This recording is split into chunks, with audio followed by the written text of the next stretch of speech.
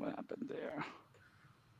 All right, everybody, what is up? We are back at it for another shit show today for What the F Happened, a week in review of the markets. And I'll tell you, we have no lack of nonsense going on out there right now in the market. So we've got everybody streaming here. We've got Instagram, we've got Facebook, we've got YouTube, and I've got my two colleagues with me. We're going to have a blast. We got Dennis Shapiro, who's joining us as a one-off today. And, he's kind of joining us in a crazy morning he was having. But Dennis, just so everybody knows, he wrote a book called The Alternative Investment Almanac. You guys should check that book out. And he's going to provide some really good insight to some of this stuff because he wrote a book on that exact topic. And then we've got the one, the only, Stephen Nagy. What's up, gentlemen?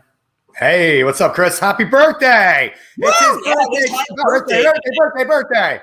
All right. Yes, but we've got a lot of amazing topics to go over today. Before we get in that, let me just play this real quick and we're going to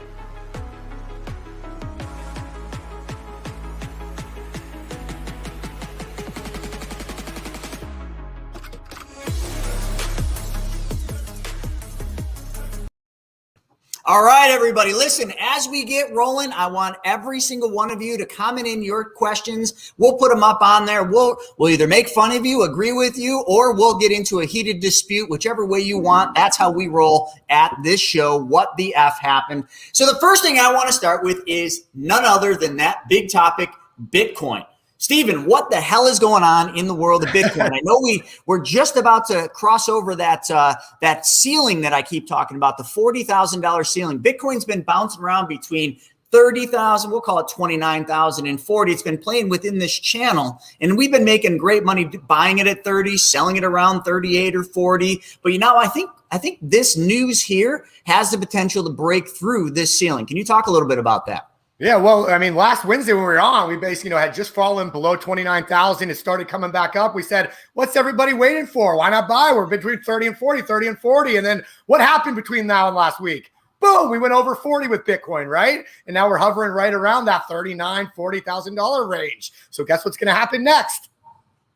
I don't know, but if we continue, we might see this. But this news story is a large driver in why we see this boom, along with the conference that they had last week with Elon and all the regular players out there pushing and pumping and pumping and pushing and pumping. And anyways, so what we did that actually could go the wrong direction, pushing and pumping and pumping and pushing. But hey, we're talking about Bitcoin. Keep your mindset right, folks.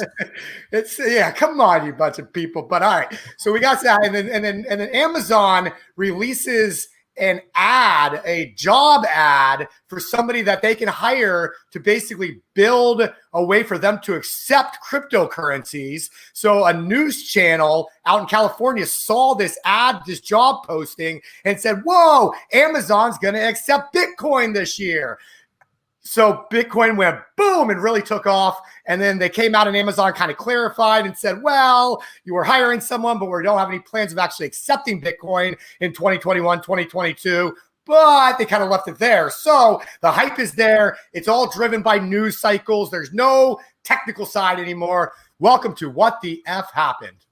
All right. So here, listen, we've talked a lot about Bitcoin. It's a topic that everybody wants to talk about, this crypto, the shit coins, the Dogecoin, the little doggy on the NASCARs. I mean, whatever. I just was talking to one of my guys and he's talking about some other shit coin. And I'm just like, how many of these shit coins are out there? But let's bring it back to the one. Yeah, how many are there?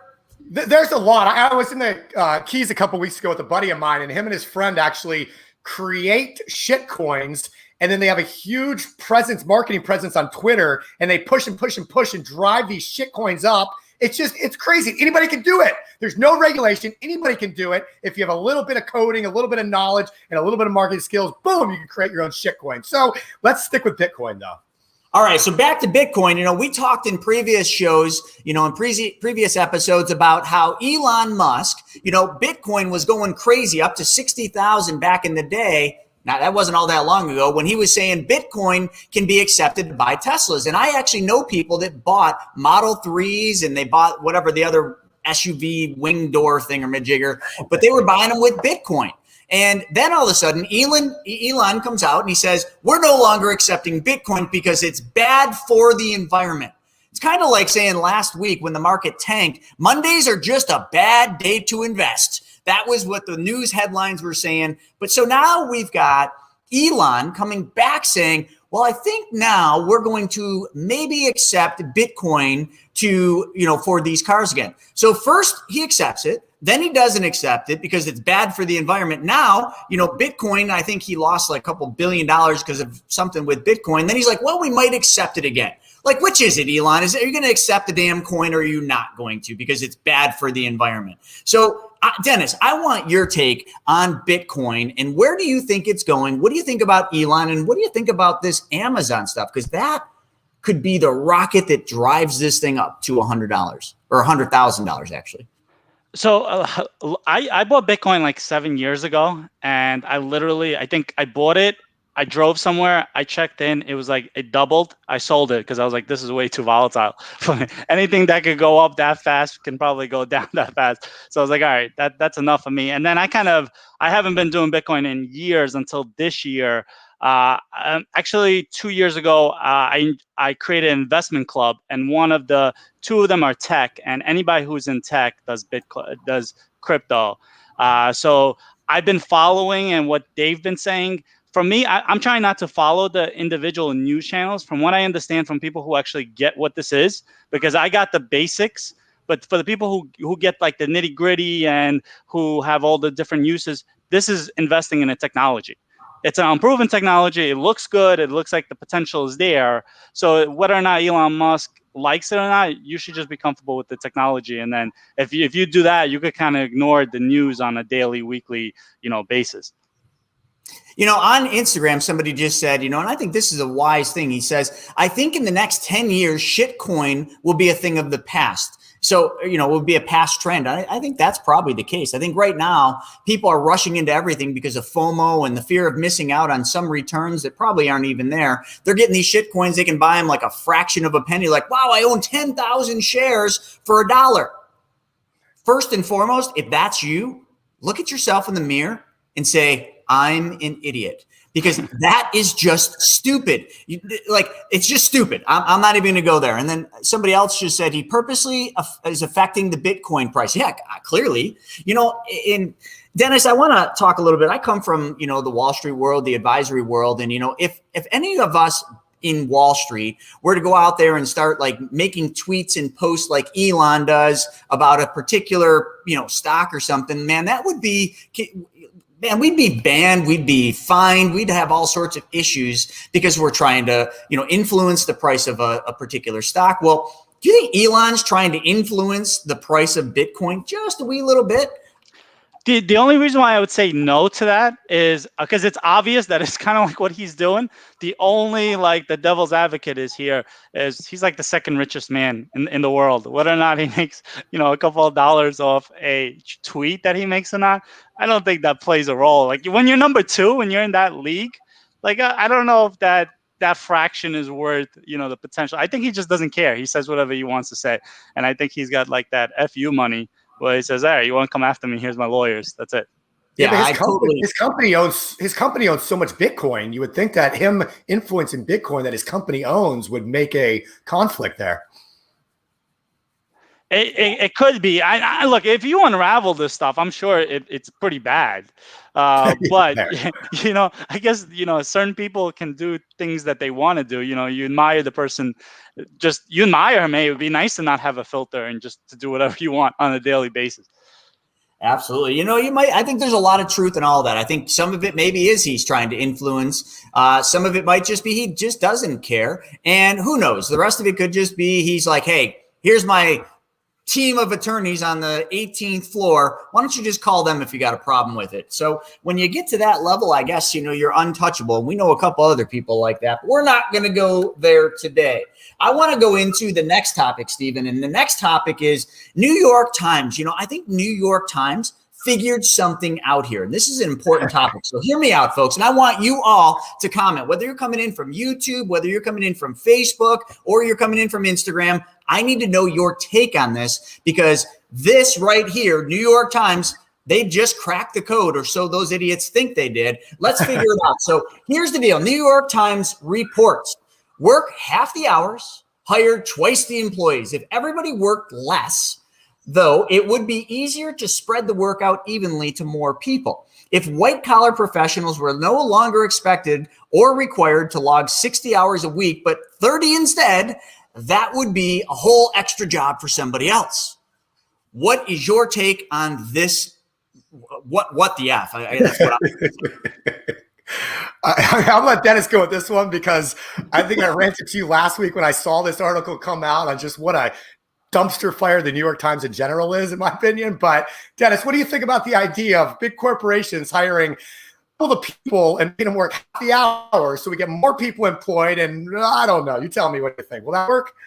Probably not. So I didn't hear the story, but while you were saying it, there's two things that come to mind. One is, the mastery principle. You need a certain amount of hours to become truly good at what you do.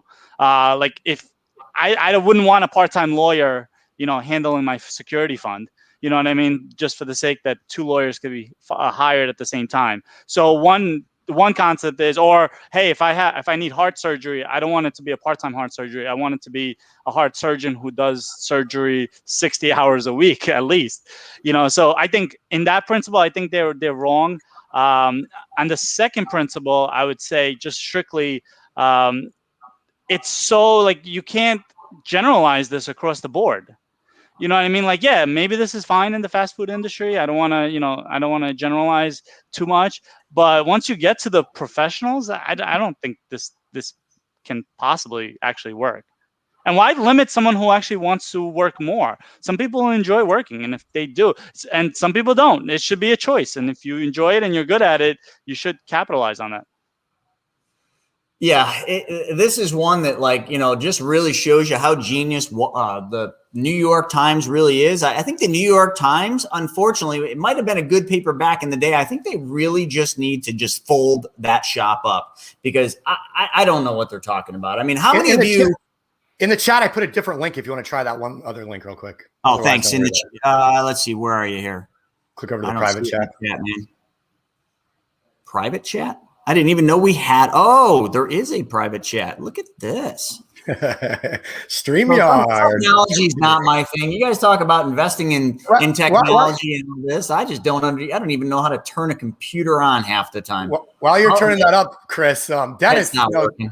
One of the reasons we have Dennis on here talking about things like Bitcoin and everything that's going on is he wrote a really cool book called the Alternative Investment Almanac, and I just downloaded it on my Kindle. So I haven't had a chance to read it yet, Dennis. I got some trips coming up. I'm going to read it on the planes. But can you tell us just a little bit about the book you wrote?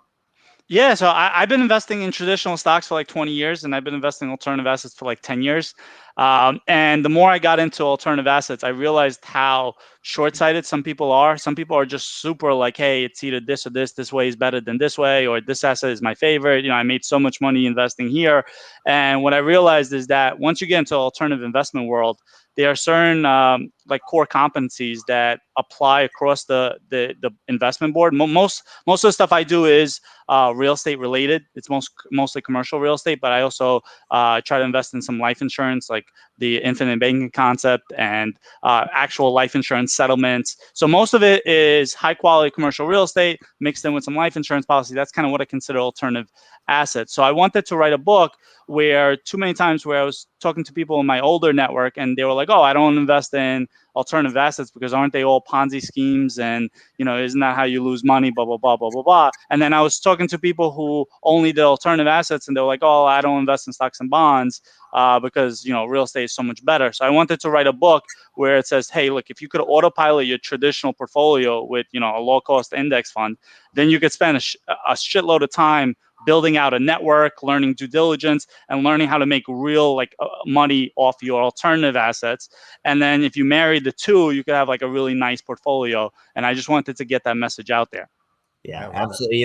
And we got a couple more topics, but before that, I like to, rant a little bit. I'm from New York. I like to get in a good argument from time to time. And, I just got a comment that just came in from Instagram. I want to hit this one.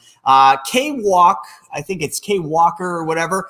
Don't you have to be a licensed professional to be a money mentor and provide actual advice? All right, so Smarty Pants. I was a financial advisor for 16 years at a high level. Gave up and sold my practice in 2018. And when I say I gave up, I just got sick of it. And I also had another opportunity to get a show on HGTV. So I sold my practice. I let my licenses expire.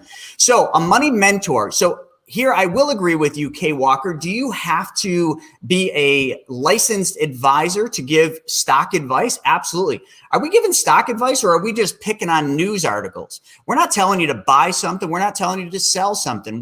We might on occasion talk about what we're buying, but we're not telling you to buy anything. So either you got up on the wrong side of the bed, you need to get yourself a Starbucks coffee, or you just need to just get off of this, because that comment is bullshit. And this is what the F happened. What the F happened to you to make you so angry? Why don't you give us some good advice, huh? Is your good advice buy into the FOMO, buy into the stock market? It's going to go to the moon. Piss off, asshole. All right, on to the next topic. That's what we do here at What the F. If you don't like it, get off. We don't really care. We're here to provide some entertainment. We're here to talk about the news of the past week, and we're here to actually have some fun. Look at that. People love that. People love when people argue, don't they? All right. What do we got next? Chris for president. That's next. I got to post that one. Thanks, buddy. All right, here we go. Let's put this one up, because I think this is a really good topic that we're going to talk about from Market Watch. All right, we got Market Watch right here, putting it up there. Stephen, I'm going to let you. This is kind of an interesting one. So Kathy Wood is pretty well known. She's the, I believe, the CEO or CFO of ARK, which is a massive investment firm. And she is saying, ahead of Tesla's results, Kathy Wood says Wall Street's valuing it all wrong. So she's actually saying that Tesla could be a $3,000 stock. So what do you think, Stephen? What's your take on this article here?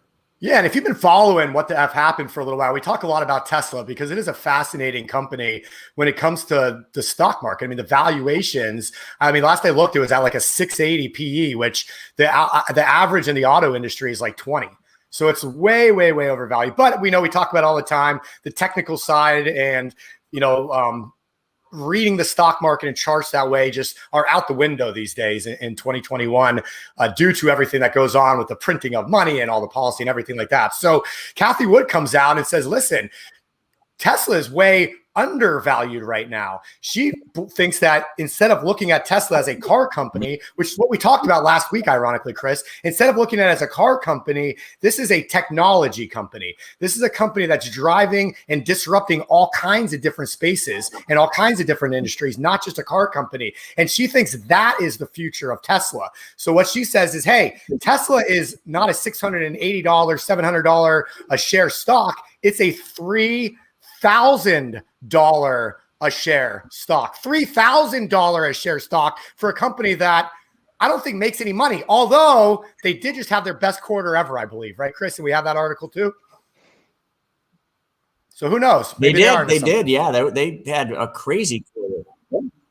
Maybe she's onto something. And, Dennis, I'd like your comment on this, because you had mentioned that, about technology. And I would agree with her. I don't know if I agree. It's, the valuation should be where it is. I think Tesla's pretty well valued right now, but what do I know? Fundamentally, it's probably overvalued, but depending on how you run the valuations of a company, then maybe she's right. But it certainly should be looked at that it's a technology company. Dennis, you want to comment on this? And Kay Walker, I'll comment back on what you said in a second. I'm just messing with you, man. I know you weren't picking on me directly, but you make a good point that we're going to hit in a moment. So I'll definitely say, it's funny, like you're saying 600 PE for Tesla. That's actually kind of cheap from what I remember. I remember that thing used to be over 1,000 PE. The other thing is, like, I'm kind of looking for a 7-seater car. So I'm looking into like a Tesla. You can't even buy them. No, it's crazy. Like you could get on a waiting list and just wait for them, but you can't buy one today. So just from a investment perspective, like how can you go like that? Looks pretty good when you can't even buy the product. But given all of that, it is, you have to, at these valuations, you have to kind of buy into the thesis that it is a technology company. I had a couple of buddies of mine who who own a Tesla, and the way that they describe it is like every night the car goes into the garage, and then it you brain dumps all the data it collected for the day into like one central hub, and then all the information from every Tesla that ever driven for that day gets repumped back into the car. So literally, you go in and you start your car the next morning, it's like a zillion times smarter. Like, if that's not technology, then what is? Like, that's not, you can't measure that in any other way. So that's all I think. If you're buying it, as long as it's like, I hate the people that like when you talk to them, they're like, yeah, I own Tesla, and then you're like, all right, so what else is in your portfolio? And they're like, no, I own Tesla and Bitcoin. And then like that's a problem. But if they actually have a portfolio and it's well rounded and that's a part of their technology, a portion of their asset class, that's fine. Yeah, I agree. I think you're dead on with that. And, I think a lot of people right now are looking at, the favorites, the FANGs, and some of these technology companies and really just going all in on them. That's a very risky proposition. I don't care whether you follow Ray Dalio, Warren Buffett, any economist, diversification is the key. And you got to make sure that you're diversified for what your needs and goals are. So if your needs and goals are long-term growth, well, then you can probably go a little deeper into some of these, FANG stocks or some of the technologies. But please don't forget what happened back in the 2000s with the dot-com crash. Remember, all those companies were going to the moon. Then all of a sudden, most of them were bankrupt. And it was right after that Super Bowl game where I swear to God, every Super Bowl commercial was a technology company that I'd never even heard of. It seems like a lot of that is repeating itself. I don't think Tesla's going anywhere. There's so much demand for it. But let's get down one more topic. And then Kay Walker, I want to come back to his comment here on Instagram. So Tesla. Let's really hit on this. So Tesla's an all-electric car. We all know this. They're fantastic technology. I've been in them. I mean, when you hit the gas, literally you can't even lift your head off the seat, which is pretty freaking awesome. But not only like that, the cars drive themselves. They got a lot of cool stuff, which is why there's so much demand. And in this new Green Deal or whatever they're calling it out there, where they're trying to really push electric, all these companies are investing tens of billions, if not hundreds of billions, combined into this electric technology. But what happens when all these car companies, including Tesla, really start, flooding the market with electric cars? So you're driving down the street, you're almost on an E, or your battery's almost empty. You don't have a backup engine like a Tesla, and now you need to fuel your car up. You need to fill that battery. Well, you pull off, the car will literally tell you exactly where to get off, and actually I wouldn't doubt it if the car actually just drives to the next charging station. But if right now, I think, what was the number we talked about, Stephen? Was it 3% or 2% of all the cars are electric right now? What if that number was 20%? What if every car on the road, 20% of them were electric cars? What does that do to the electric grid? Like, we already have brownouts and blackouts all over. Even here in stupid Buffalo, New York, we have blackouts. We had it happen just a couple weekends ago. So what happens when everybody's plugging their cars in to the electric grid, when it's 120 degrees in Arizona, when it's super hot in California, everybody's running their AC, and the government's already saying, hey, we have to control how much energy we use. Are we ready for that? Dennis, what's your take on this? At the current moment, probably not, but Tesla innovates. You go to a supercharger, and I think it's half the time it was 3 years ago. It's probably going to be half the time, in 3 years, and they're just going to keep doing it because that's like their DNA. I think they realize that too. I think they're looking at it and they say, well, if 20% of the cars are out there. The other thing is, like, in your scenario, like, if this was midnight, I wouldn't want to get in line of 12 cars to wait a half hour for each supercharger. So I think, it's going that way. And I think that question is out there, and it's going to get answered by a lot smarter people than I am. Yeah, somebody just said something, Stephen, we'll come to that second. I think this is good. Michael, it says, Michael Brightside Official on Instagram said, perhaps Tesla's stock is directly correlated to Elon's other companies. Might be worth looking at that for a reference on Elon's tech as a whole. So that's a really good take. When we look at Tesla, we think just the cars, right? But then what about SpaceX? What kind of technology does Elon really have his hands on. Now that he's putting shit, rockets up into space along with Amazon and, and Virgin Galactic, all these guys, I have to believe they have a lot more technology than what we actually know about. So when you really look at Elon and his companies, whether it's Solar City or Tesla or SpaceX, and you can put all that technology together, I like what Dennis said. Maybe there is a real solution that they had figured out, but I don't think California has that figured out themselves, because I think if you start plugging in all these cars in California, I think you guys aren't going to have AC in the mid-afternoon. And I don't know, do you want AC or do you want your electric car? So I think they need to figure out the power grid issue before we decide to really jump too deep into this electric car push. And hopefully the smart guys, the Elons of the world, have this figured out. So I think that was a really good thing to say, Michael. And Stephen, what's your take on this? Yeah, that's the space race is really awesome. That's picking up. I saw that Jeff Bezos came out and told NASA that he'll basically waive $200 billion worth of fines and fees to give the contract to him instead of Elon to send a rover to the moon. So now we got two crazy billionaire wild people that are like, I want the contract to go to the moon. No, I want the contract to go to the moon. So I love to see this battle royale going on. So this is a lot of fun, and it's private innovation that's driving us there. It's so amazing to see.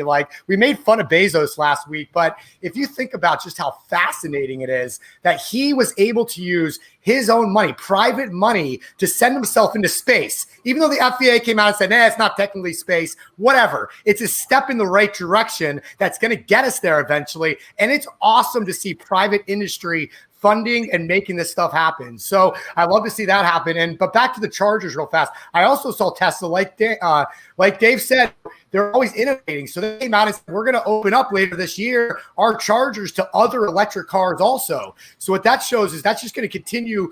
Other companies want to build more and more and more. And if they all start sharing, that's just going to increase the entire EV market. So it's pretty cool to see it all coming together. And who knows, maybe Tesla stock does go to $3,000. Maybe Kathy, she's a pretty smart woman, right? Yeah, and someone commented they said, are we talking money or space? Really, I think we're talking about both, because there's a lot of money in space, so it seems. Bezos, took that you guys can have your own take on what that ship looked like, but that thing, if you guys haven't seen the Spaceballs remake of that, you guys just need to watch that. But anyway, how much did they charge these multimillionaires to go into space? There's a lot of money in space. So with that being said, are we talking money or space? We're talking both. But we're not just looking at today. We're looking into the future. There is a space race, and it's not the government doing it. It's private enterprise. And private enterprise is in the business to make freaking money. They're not doing this space runs, and they're not losing a couple $1 billion or maybe even more by trying to land a rocket back on a barge in the middle of the ocean, which is absolutely fascinating. They're doing this because there's a lot of money up there. They're predicting that they're going to have so many damn satellites in the atmosphere to do this or that. I don't know, that's what you got to look at. It's not that space and money, they are two different things, but really there's just, you got to look at what are these companies doing? Why are they doing it? And which ones are the ones to invest in into the future? What I always say is I think the market's going to crash in the next few years. 2022, end of 2022, I think it's all over. I think we're going to literally be in the next recession or potentially something that resembles the Great Depression. But with all that being said, if you've got the risk tolerance and you're investing for the long haul, pick winners, pick ones that are investing in things like, I hate to say space, but you got to be really smart about what you're doing. Me, for my risk tolerance, I'm very conservative. I'm freaking out of the market. We trade our private hedge fund. We do very fast algorithms. We don't take any long positions, so to say. We're playing certain support and resistance levels, and sometimes we're in a trade for a minute, and then we're back out of it. Now, that's not the average trader. So the average trader needs to say, can I accept the risk of investing in the market today when it's at its highest point ever? And if I invest in the highest point ever, whatever stocks I'm buying, do they have the potential to go further? So when we talked about Tesla might be that technology company, and all their surrounding companies, their affiliate companies, could be one that really could do something in the future, just like Amazon and some others. So there's a lot of stuff going on out there that you really got to consider. Don't buy into the FOMO. Don't buy into this craziness of the markets, because If you do, you're going to be the shoe shine boy back in the Great Depression that was talking to Kennedy Sr. saying, giving stock tips. And Kennedy said, if the shoe shine boy is giving stock tips and knows as much as I do about the stock market, it's time for me to get out. I think that's what you're seeing. Warren Buffett, you're seeing Mark Zuckerberg, you're seeing Bill Gates. They're selling large positions of their portfolios. Go on YouTube. You can see exactly what they're selling. And it's all public knowledge. Why are the big guys selling? Why are the hedge funds, or at least they were back when I was looking into this, in the dark pools trading at half their volume? Why are big hedge funds moving trillions of dollars into the real estate market when they used to just be stocks this, stocks that? And the guy from The Big Short, that dude is about as bearish on the markets as you can get. He is absolutely certain the market's going to tumble. So if all these smart guys, much smarter than me, Steven, or don't mean to throw you under the bus on this one here, but Dennis, I think these guys might know a thing or two more, and they're exiting, but yet everybody else is buying in because of the euphoria. So you got to be careful. So real quick, before we get into the NBA stuff, this is interesting, Steven, you're going to have this one. I want to hit back to Kay Walker. So I know I was kind of a bit harsh there, but hey, this is What the F Happened, a weekly show where we talk about the markets from the previous week. But he did bring up an interesting topic that I didn't really hit on. There's a lot of people out there giving stock advice, literally saying, oh, you should buy this. I see it all the time, the options trading courses and everything, where they're literally on there showing you the stocks or the options that they're trading. And they even have these trade alongs. So I have SEC attorneys on retainer. You can't do that. They are not licensed. You know how they're doing it? They don't live in the United States. They're in somewhere else, maybe, I don't know, Philippines or something. And they're running these companies out of another country. So it's very difficult for the SEC to wrap their tentacles around them and do that. But he's right. Kay Walker, what he was saying is, he was alluding to a money mentor, but I'm going to clarify that. You can't call yourself a financial advisor unless you're Series 7 licensed. If you're life licensed or Series 6 licensed, you're not a financial advisor. You're a registered rep, or you're a financial services professional. You're not a financial advisor. A money mentor is just somebody that mentors people on money, not specifics, not making individual recommendations. I know publicly I've said I'm putting my money in 20 and 30-year U.S. Treasuries. That's me. I'm not making that recommendation. I'm just being transparent about where my money's going and why I'm doing that. So, Kay Walker, didn't mean to beat up on you, but you know what? You made a good point. There's too many people out there that are the shoe shine boys giving stock tips, and it's driving people. It's literally like sheep being herded off the edge of a cliff, and everybody's just following the sheep. Be the lion, sit there and watch all this stuff and just laugh and just say, I'm just going to go out there and I'm going to feast on all these sheep when this whole thing goes down. But anyway, let's get into the next topic. I just wanted to hit on that. NBA. So how many of you like the NBA in basketball? Dennis, you a basketball fan? Yeah, I was a basketball player when I was younger, high school basketball, and yeah, definitely follow along.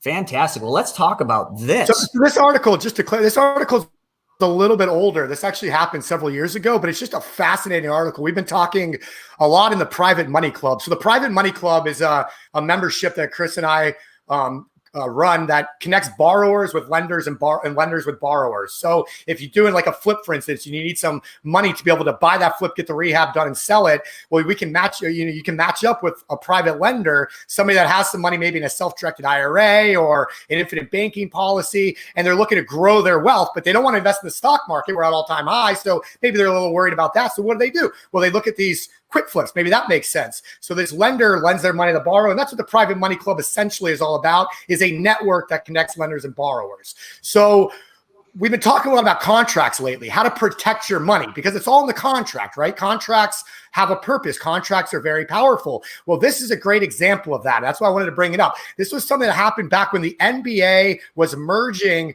with the, what was it, the ABA or whatever the American Basketball Association league was back then. So there was the St. Louis Spirits, and these guys, they would not leave the ABA. They wouldn't allow the merger to happen. They said, we're going to hold out. We're going to hold out. So what they did is they created a contract where basically the NBA was going to buy them out to get rid of the St. Louis Spirits. Okay. So they were going to get rid of the basketball team, buy them out through this contract. But what these guys did that had the Spirits is they worked into their contract the verbiage in perpetuity. And what they wrote that on was they were going to get about 2% of total revenue for all television rights. However, this was back in the I don't know what, 50s, 60s, 70s, whenever this merger occurred, where TV was not really a thing yet. So the NBA didn't have the wherewithal to think, well, TV might get more and more popular where, hey, more and more of our revenue might come from TV ads and whatnot. But they didn't think about that. So these guys snuck the words in there, in perpetuity on TV rights, about 2% of total NBA into that contract. So they started making hundreds of millions of dollars to the point where the NBA said, okay, you guys have made $300 million off of us. This isn't going away. We're going to buy you out. Here's $500 million just to buy you out of this contract. So these guys made $800 million by simply having the foresight that, hey, maybe TV will take off in the future, and let's sneak this into the contract where we can make a lot of money. So just a fascinating story on, even what we were talking about with Tesla, like you got to be able to see the future sometimes, and then you got to understand contracts. I love it. Absolutely. You know, so like you can either hate on these two brothers for what they did, or you can sit there and say, wow, that was really smart and really foolish of the NBA not to catch that in the contract. So Dennis, you played basketball. What's your take on this? Do you wish you were these guys? I think it's brilliant. I think it's like that phrase, like you need to be lucky, but you need to do the right things to get lucky. You know, there is a chance that, you know, TV would have been like the VCR and had it, or what was the 8-track, whatever it is, that had a couple of days in the sun, and then something else kind of came on. But, you know, they threw in something like, hey, what the F, let's just throw it in there. If they kibosh it, we're probably going to take the deal anyway. They ended up not, and they ended up getting a lot of ticket. It was pretty brilliant of them. And ballsy. It took some balls for them to get to that point too. But you know what? You can either hate on people like that because you think, oh, they cheated the system, they did something wrong. No, they were pretty smart about how they did it. So, you know, again, we're not talking about the NBA, we're just talking about money. And that right there, you know, that's not luck. Like that is, to me, that's brilliant what they did. And I think it was worth bringing up, Stephen. Thanks for sending that article over. So let's see, what else can we talk about here? There's so much going on in the markets right now. I mean, let's see, Tesla B top. Oh, this one's a good one. Let's talk about Philip Morris. You know, I've always loved Philip Morris as a defensive stock. Now, I don't like what Philip Morris does because obviously the cigarettes and everything else. So you can have your ethical standpoint, but if you're an investor, you invest to make money. So looking at Philip Morris and their dividend they paid out, they've always been a great defensive play that paid a high dividend. It's always been a really solid stock. But Marlboro maker Philip Morris may stop selling cigarettes in Britain within 10 years. The CEO says cigarettes should be banned. The CEO, hear me out. The CEO of Philip Morris says cigarettes should be banned.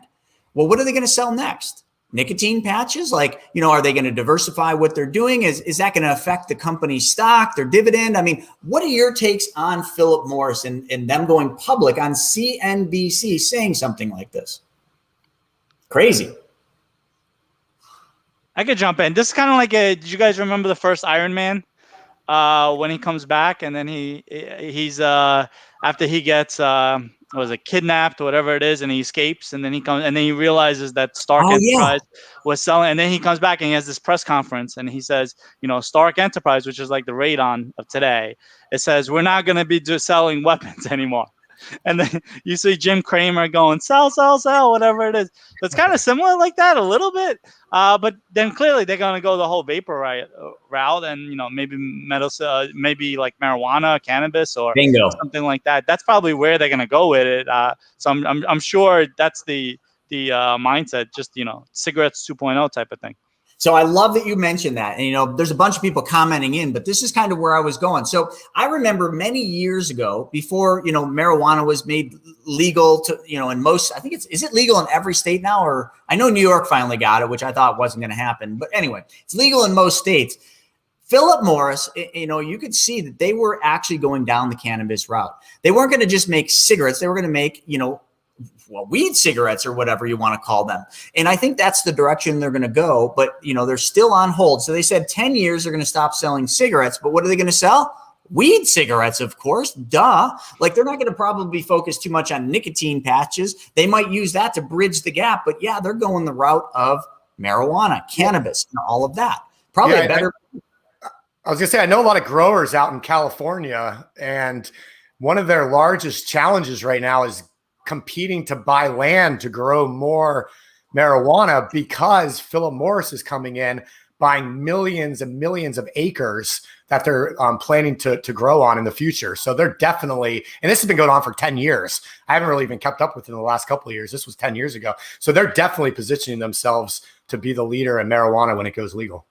Yeah, and I think that's a brilliant play. And a company like Philip Morris has the resources, the stockpiled cash to literally sit there, wait and wait for it and plan everything out. So literally, they'll probably, when this whole thing does go legal federally, I think at that point, they literally will be the leader in that. And I think a lot of people will be trying to catch them because silently behind the scenes, they've been probably putting a lot of resources to that. So again, Philip Morris, like I've always respected the company, the way they run it. I don't, ethically, I don't smoke. I hate that my mother smokes, but hey, sometimes you just got to kind of put that aside and decide, is that going to stop me from investing in a solidly run, financially stable, and fundamentally solid company? Well, that's for all of you to decide, but I think that's a good one.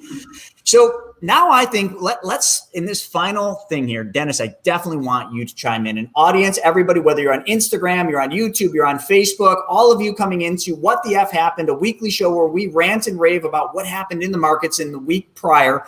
This is an important topic. We're already seeing it in the markets.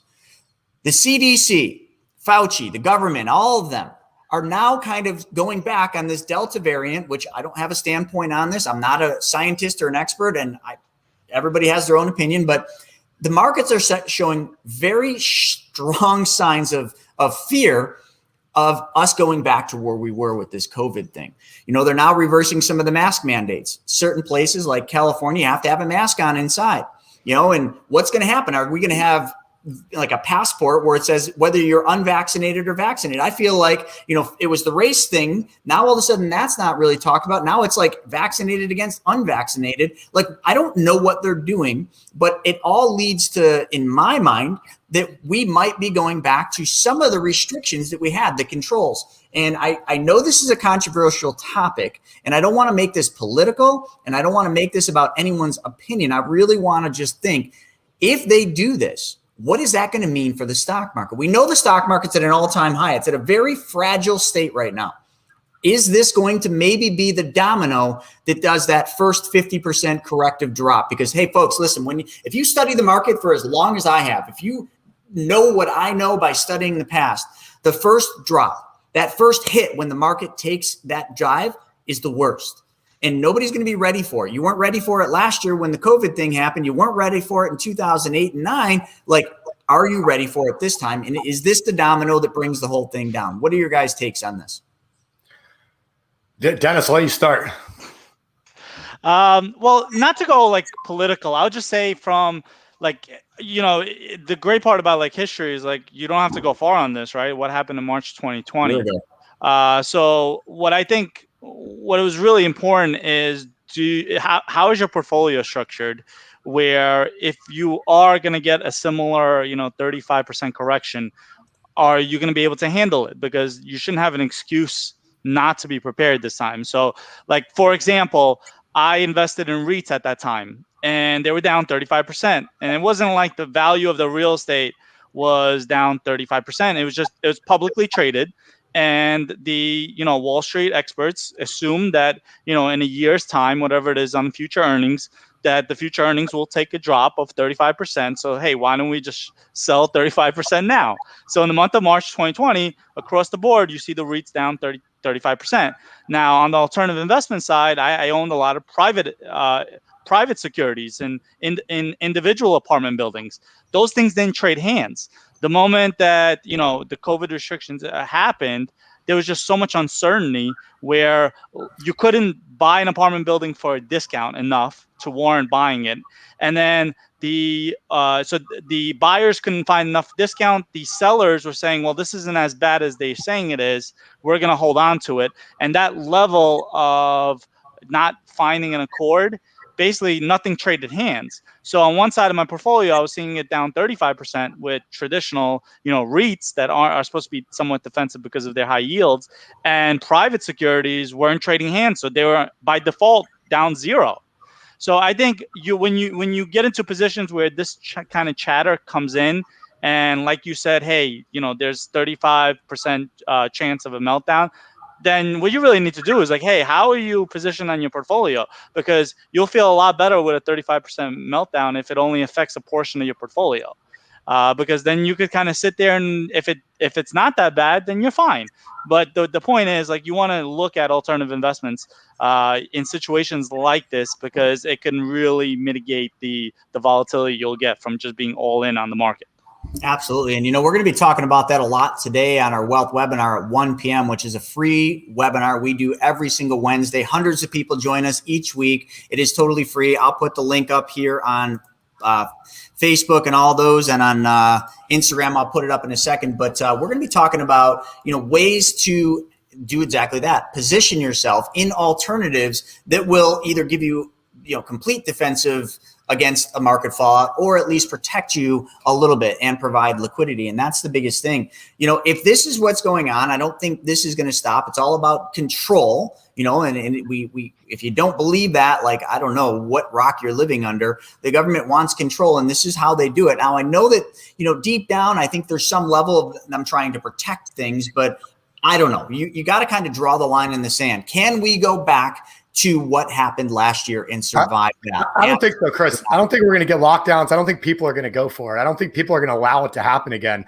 I mean, you look at New York City, which was the epidemic, which was the epicenter of the world at one point. I mean, they had most cases, deaths, everything. New York City, not even, I think it's still at like 40% of all health workers in New York City are still not even vaccinated. So why are they not getting it? Like, they're fed up with being told what to do, when to do it, when you got to wear a mask, when you don't. I think some people will comply. The ultra, let me believe everything that's being, I think most people are done with it though. So I think because of that, I don't think it's going to affect the markets right now. As hard as they're going to push these masks, this is going to pass over.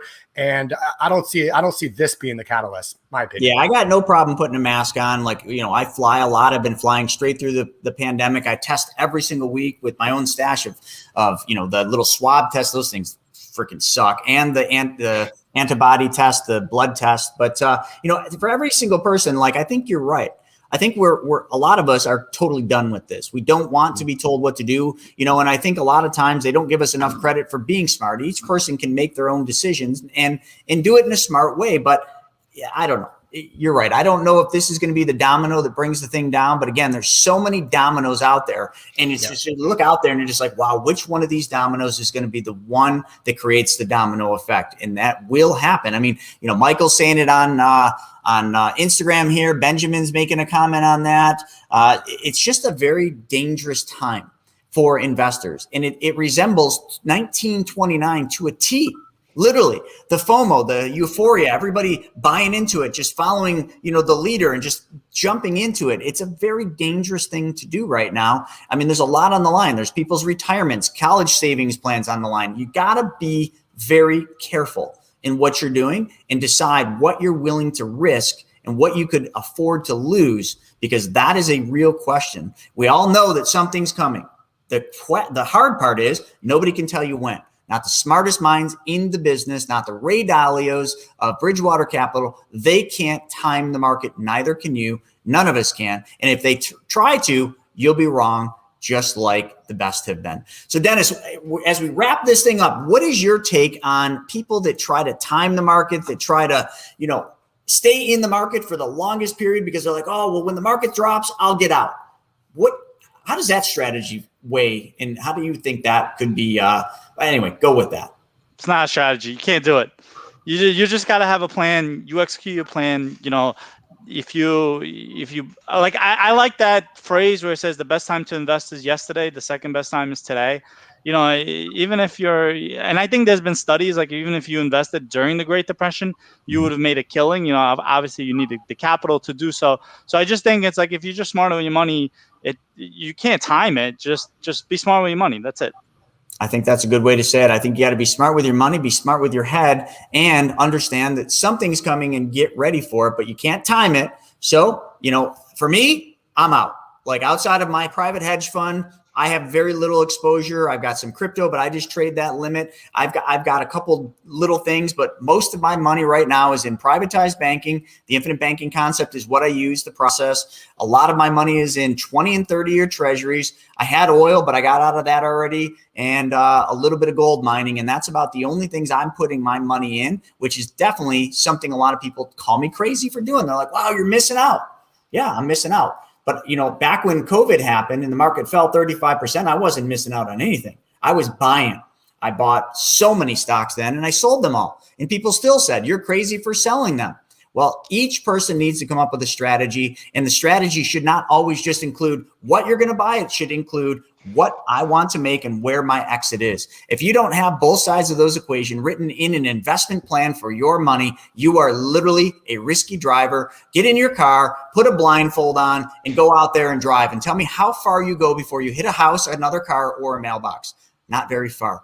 Don't drive with a blindfold on. Unless you're in a Tesla. Money. Unless you're in a Tesla. Then the technology kicks in and, hey, the car will just drive you wherever you want to go. So, well, all right. Well, with that being said, folks, that is a wrap with What the F Happened, a weekly show where we talk about the markets in review. Thanks for playing, folks. Thanks for ranting. Thanks for arguing. Whatever side you were on, we love you guys. Join us next week. Same great time.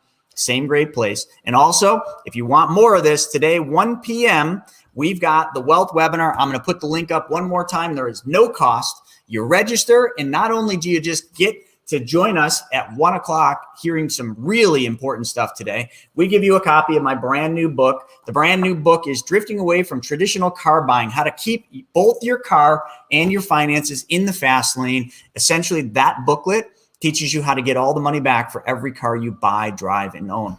If you guys like cars and you want to get all the money back, you want that booklet. So click that link and go out there, register for the wealth webinar, and we'll give you the booklet. So thanks so much for joining us, Dennis. It was a real honor to have you on here. And Dennis, can you just do another real quick plug for your book? Sure. So if you go on Amazon, if you just search Dennis Shapiro or the Alternative Investment Almanac, it's probably easier to just search for Dennis Shapiro. Dennis with one N, so it's DENIS, Shapiro, SHAPIRO. It should come up. It's like a blue cover. The Alternative Investment Almanac, expert insights on building personal wealth in non-traditional ways. And you could also reach out to me on my website, sihcapitalgroup.com. Awesome, Dennis. Well, thanks for joining us for the show. And all of you, thank you for joining us. We'll see you very soon. Have a good day.